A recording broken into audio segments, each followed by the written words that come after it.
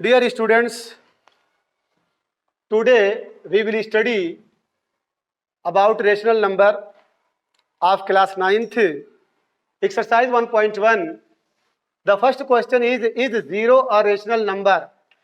क्या जीरो आपका rational number है? तो सबसे पहले रेशनल नंबर जान लीजिए कि रेशनल नंबर किसको कहते हैं. Rational number is that number which can be written in the form of p upon q.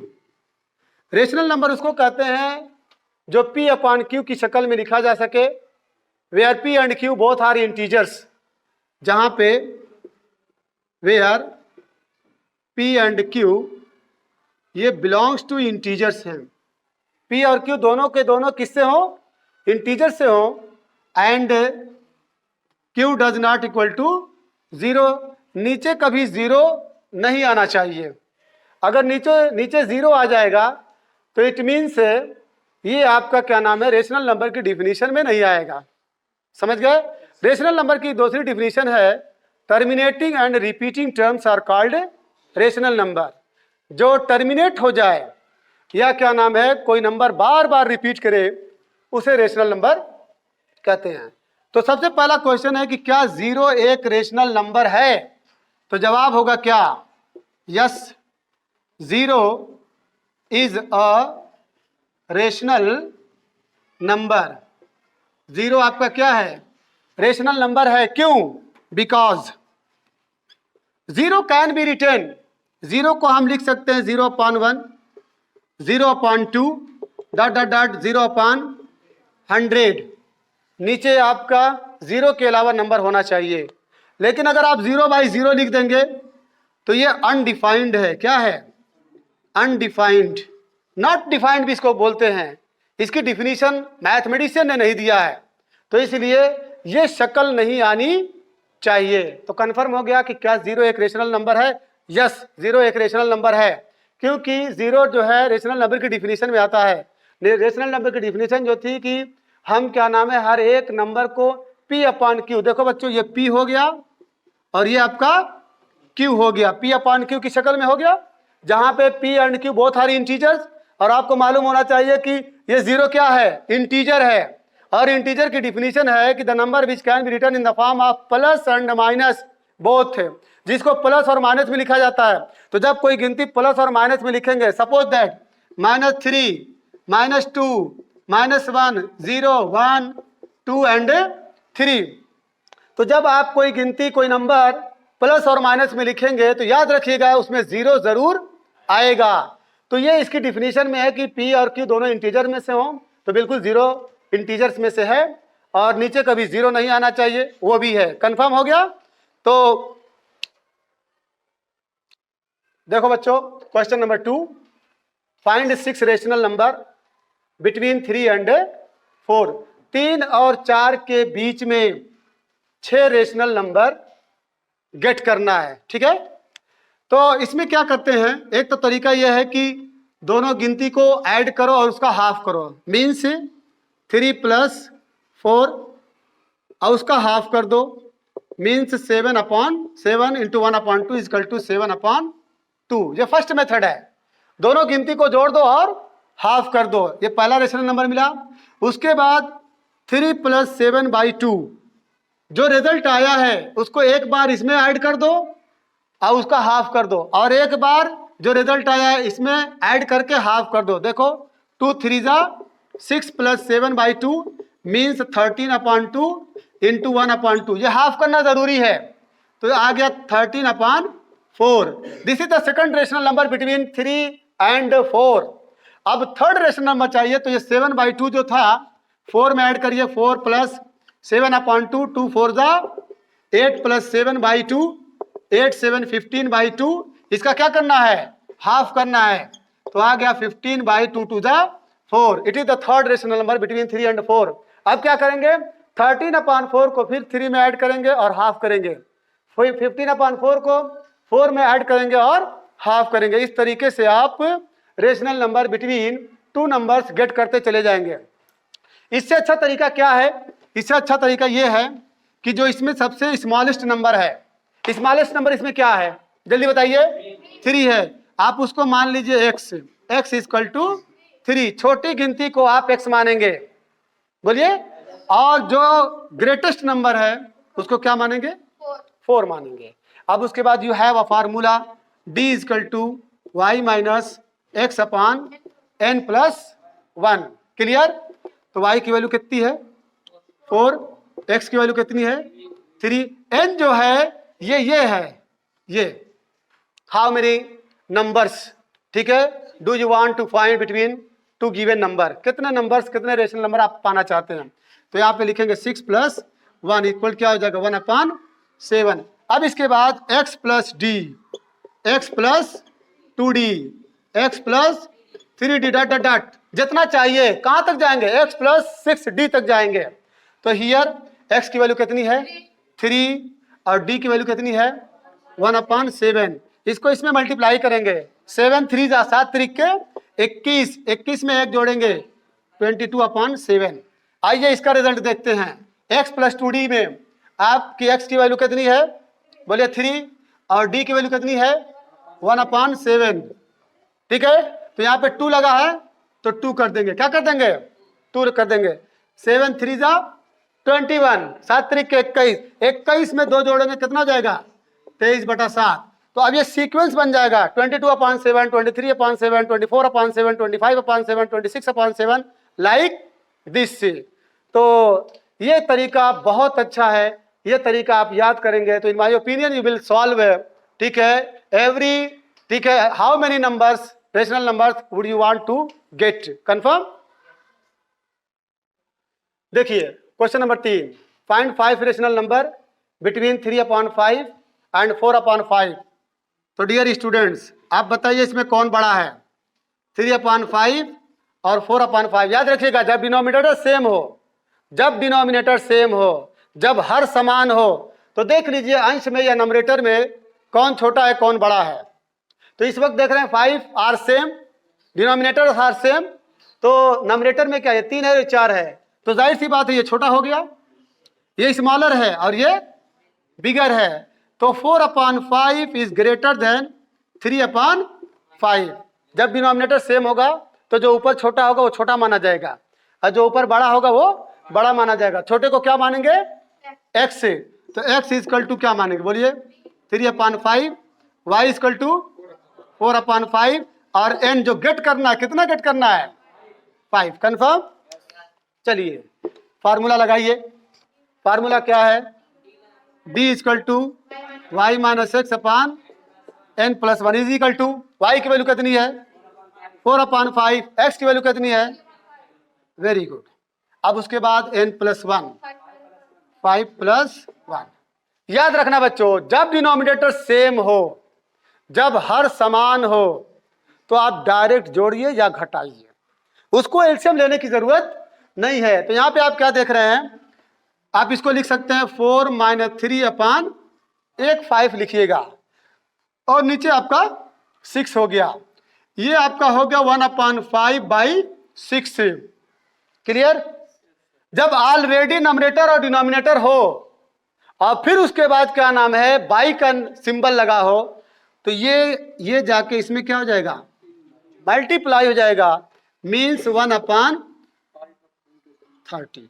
ये आपका क्या आ गया डी आ गया। अब फार्मूला है x plus D, x plus 2d dot dot dot, तो x प्लस डी है तो x की वैल्यू कितनी है 3/5 और d की वैल्यू कितनी है 30, कंफर्म। तो अब यहाँ पे क्या लेंगे, डिनोमिनेटर आर डिफरेंट, डिनोमिनेटर अलग अलग है, तो जब डिनोमिनेटर अलग अलग हो तो यू विल टेक एलसीएम।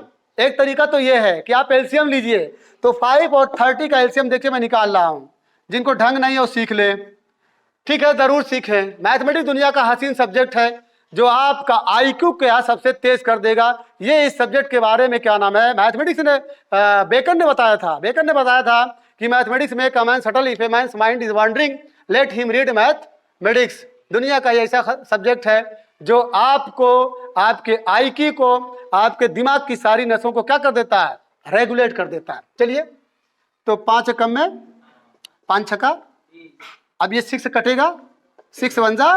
अब इसको क्या करेंगे आपस में मल्टीप्लाई करेंगे, 5 × 6 = 30, इसी का नाम एलसीएम है। तो आपने एलसीएम ले लिया, कितना आया 30। अब जब ये 30 एलसीएम है तो रूल बोलता है कि डिनोमिनेटर से एलसीएम में डिवाइड करिए। ये डिनोमिनेटर है, ये एलसीएम है, इसमें डिवाइड करिए। तो डिवाइड करने पे कितना क्वोशंट मिला, ठीक है 6 से, 6 को नंबरेटर से मल्टीप्लाई करिए, यानी यहां पे 30 है, चलिए 5 6 जा 30, तो 6 जो क्वोशंट आया है इसमें क्या करेंगे मल्टीप्लाई, 6 3 18, 31 दा 30, 1 1 दा 1, 19/30।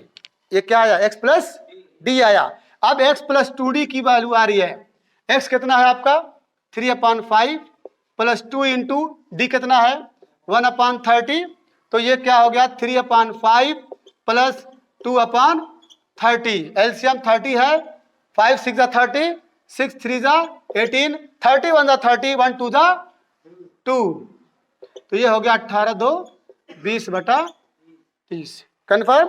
तो 19/30, 20/30, 21/30, 22/30, like this you will proceed। Confirm. देखो बच्चों यहां पे जो 3/5 था और प्लस से 3/5 प्लस 4/5, 3/5 प्लस 4/5 आपने देखा इसकी वैल्यू क्या आई थी, 3 प्लस 4/5 इक्वल 7/5 आया। ठीक है 7/5। ये केस कब है, जब डिनोमिनेटर सेम हो। लेकिन जब डिनोमिनेटर सेम ना हो, जैसे मान लीजिए 3/5 है प्लस 4/15 है, हियर डिनोमिनेटर आर डिफरेंट, तो रूल बोलता है कि आप क्या करेंगे एलसीएम लेंगे। लेकिन एक तरीका और है कि आप एलसीएम मत लीजिए, आप 15 है ना, क्या ये भी 15 हो सकता है, हो सकता है, अरे भाई हो सकता है। आप क्या करिए इसमें 3 से मल्टीप्लाई कर दीजिए ऊपर नीचे, जब 3 से मल्टीप्लाई करेंगे गुणा करेंगे तो ये 5 किस में बदल जाएगा 15 में, तो 3 इंटू 3 5 इंटू 3 और ये प्लस 4/15 अपनी जगह पे है, तो ये क्या हो गया 3 3 जा 9 और ये हो गया 15। ये अच्छा नहीं दिख रहा है, ऐसे लगाइए ठीक, और ये प्लस 4/15, देखिए दोनों डिनोमिनेटर सेम हो गया, तो ये डायरेक्ट कर दीजिए 9 plus 4/15 is equal to 13/15। Confirm. तो ये शॉर्टकट था कि अगर आप एलसीएम लेना नहीं चाहते तो आप ऐसे नंबर से मल्टीप्लाई करिए जिससे कि डिनोमिनेटर क्या हो जाए, सेम हो जाए। चलिए आखिरी क्वेश्चन 1.1 का लास्ट क्वेश्चन, जो ट्रू और फॉल्स है। आपको बताना है कि the given sentence is true और फॉल्स है। प्यारे बच्चों याद रखिएगा, एजुकेशनल प्रोग्राम एक ऐसा प्रोग्राम है जिसमें सिर्फ और सिर्फ मकसद यही होता है कि आप दूसरों के लिए कितना सूदमंद बन जाएं। द पर्पज ऑफ गेटिंग और giving education to differentiate what is right what is wrong. आपको इसीलिए पढ़ाया जाता है कि आप नस्ल इंसानी के लिए, आने वाली नस्लों के लिए, लोगों के लिए कितना सूदमंद हैं, कितना फायदा आप दे रहे हैं। आपकी जिंदगी से अगर आपका दुश्मन खुश हो रहा है तो समझ लीजिए कि आप इस प्लेनेट अर्थ पे आप एक अच्छे बंदे हैं, एक अच्छे इंसान हैं। आपकी जिंदगी से अगर दूसरा मुतासिर हो रहा है, प्रभावित हो रहा है, तो आप बेकार इंसान हैं। इसीलिए आपको पढ़ाया जाता है। उस पढ़ाई में सबसे इंपॉर्टेंट जो पढ़ाई है किसकी है, मैथमेटिक्स की है। मैथमेटिक्स दुनिया का एक ऐसा सब्जेक्ट है जो आपके दिमाग की सारी नसों को क्या करता है, खोलता है, ओपन करता है, सोचने समझने की सलाहियत को इंक्रीज करता है, आपको सोचने पे मजबूर कर देगा कि आप इस यहाँ पे क्यों आए हैं, आपको करना क्या चाहिए, आपका रोल क्या होना चाहिए, आपका रोल मॉडल कौन है। ये सारी चीज़ों का डिस्कशन करने का नाम एजुकेशन है, स्पेशली मैथमेटिक्स का। यहाँ पे every natural number is a whole number. हर नेचुरल नंबर क्या होता है, होल नंबर। हर नेचुरल नंबर होल नंबर होता है।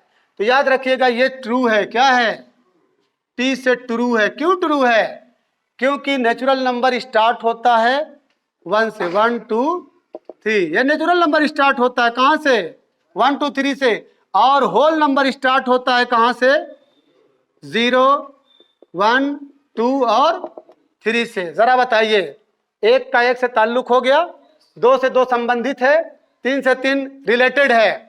तो राइटर बोला कि एवरी नेचुरल नंबर, हर नेचुरल नंबर में इस वक्त कितने मेंबर्स हैं? 3 मेंबर्स हैं। और होल नंबर में कितने मेंबर्स हैं? 4 मेंबर्स हैं। छोटा कौन है? नेचुरल है। नेचुरल छोटा है, होल बड़ा है इसके मुकाबले में।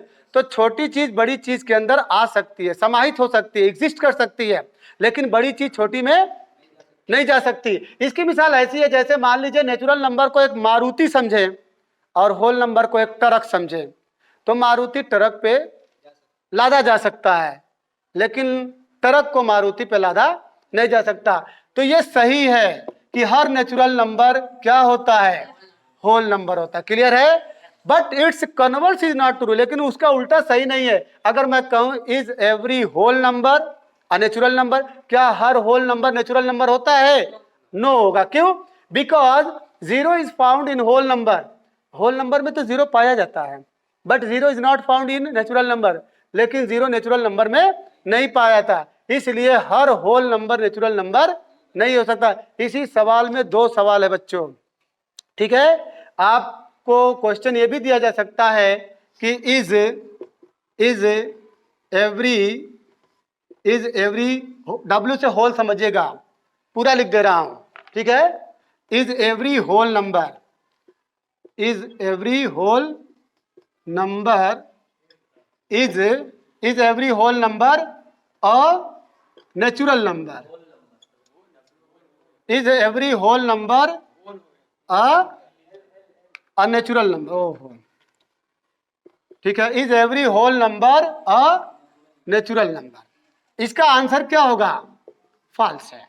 हर होल नंबर नेचुरल नंबर नहीं होता, हर होल नंबर नेचुरल नंबर नहीं होता, सही है। लेकिन हर नेचुरल नंबर होल नंबर होता है। क्लियर है? आइए इंटीजर की बात करते हैं।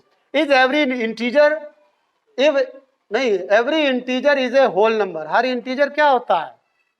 होल नंबर होता है। हर इंटीजर होल नंबर होता है। सही है कि गलत है? गलत है। क्यों गलत है?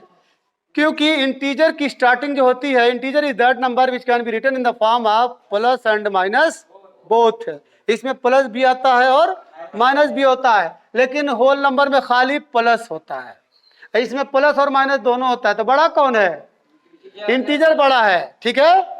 इंटीजर बड़ा है और होल छोटा है, तो हर इंटीजर होल नहीं हो सकता। क्यों? मान लीजिए 2 बिलोंग्स टू होल नंबर। 2 किस होल नंबर है? और 2 बिलोंग्स टू इंटीजर भी है, 2 इंटीजर भी है। But -2 belongs to integer, -2 does not belongs to whole number. भाई 2 तो होल नंबर है, 2 इंटीजर भी है, लेकिन -2 होल नंबर नहीं है। -2 क्या है? इंटीजर है। तो इसलिए जो स्टेटमेंट ये है कि every integer is a whole number, ये स्टेटमेंट फॉल्स है। कंफर्म? अब आगे आ जाइए, लास्ट है, every rational number is a whole number. हर रेशनल नंबर होल नंबर होता है। तो रेशनल नंबर किसको कहते हैं? रेशनल नंबर उसको कहते हैं जो P/Q की शक्ल में लिखा जा सके, ठीक है। ये सबसे बड़ा नंबर है, नेचुरल से भी बड़ा है, होल से भी बड़ा है, इंटीजर से भी बड़ा है, और ठीक है, मतलब रेशनल सबसे बड़ा है। तो राइटर बोला कि हर रेशनल नंबर एक होल नंबर है। गलत है? बोलिए।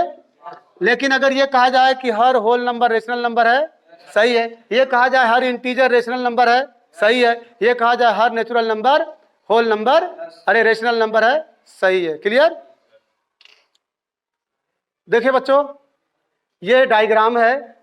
जो सबसे छोटा सर्कल देख रहे हैं ना, सबसे छोटा सर्कल किसका है? नेचुरल का। उससे बड़ा किसका है? होल का। उससे बड़ा किसका है? इंटीजर का। उससे बड़ा रेशनल का। बच्चों आप नीचे से ऊपर जा सकते हैं, ये एरो देखिएगा, आप नीचे से ऊपर जा सकते हैं। मतलब कहने का यह है कि हर नेचुरल होल हो जाएगा, हर होल इंटीजर हो जाएगा, हर इंटीजर रेशनल हो जाएगा। Every natural number can be whole number, every natural number can be integer, every natural number can be rational number, but it's converse is not true. लेकिन आप ऐसे नहीं जा सकते, आप ऐसे नहीं जा सकते। आप ऐसा नहीं कह सकते कि every rational number can be या इज इंटीजर, हर रेशनल नंबर इंटीजर हो सकता है। गलत है। हर इंटीजर होल हो सकता है? नहीं हो सकता। हर होल नेचुरल हो सकता है? ऐसा नहीं कर सकता। आप नीचे से ऊपर चाहिए, लेकिन ऊपर से नीचे नहीं जा सकते, क्योंकि देखो ये सर्कल छोटा है, 1 2 3 है, ये 0 1 2 3 है, इसमें -3 -2 -1 0 1 2 3 है। इसमें पूरा इंटीजर अपने अंदर लेते हुए 1/2 -1/2 1 होल 1/2 इतने नंबर्स आएंगे। इसलिए बच्चों इस सीक्वेंस को और इस डायग्राम को याद रखिएगा। मुझे उम्मीद है कि आपकी जो पहली एक्सरसाइज 1.1 है, अगर इसको आप कायदे से देख लिए, ठीक है, तो मुझे उम्मीद है कि बाकी जितने चैप्टर्स हैं मैथमेटिक्स के, वो आपके लिए बहुत आसान हो जाएगा। हम उम्मीद करते हैं कि ये वीडियो अगर आपको अच्छी लगे तो इस वीडियो को उन तमाम लोगों को शेयर कर देना जो मैथमेटिक्स के लिए तरस रहे हैं, जो मैथमेटिक्स को जानना चाहते हैं। I hope you will act accordingly.